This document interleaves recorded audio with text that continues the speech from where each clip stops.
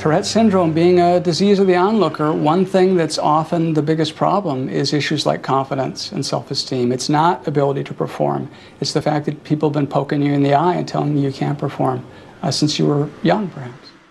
It ranges from just a couple of very mild tics, a little cough and some motor tics, to the most extreme end, coprolalia, which is uttering obscenities or words that are offensive.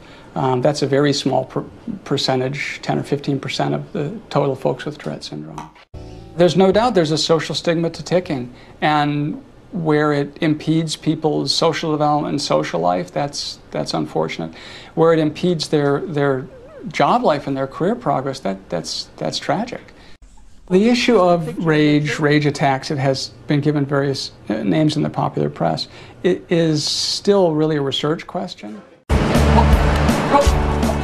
What happens when you have an outwardly manifested peculiar disorder like Tourette syndrome is it serves as a filter. You're going to develop a circle of friends and circle of colleagues like anyone else does, but it's obviously not going to include people who have a problem with your tic. Of my feelings being tender and irrelevant to elegance, my eloquence, my accidental manners in unusual locations, and my splendour, my fearless aspirations and my features are in keeping with humanity on well-trod paths to do the maths and seeking out distractions from biology and such. I can live without apologies, but thank you very much for your concern.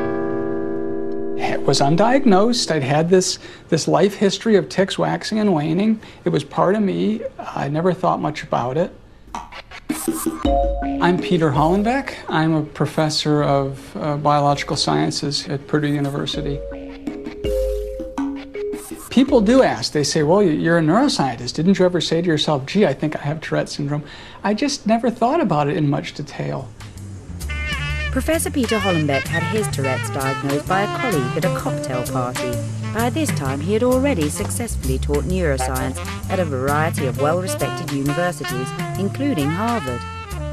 Two of my students said, well, we always knew you had Tourette syndrome. How could it be that you only just recently found out yourself? And I guess I just wasn't focused on it.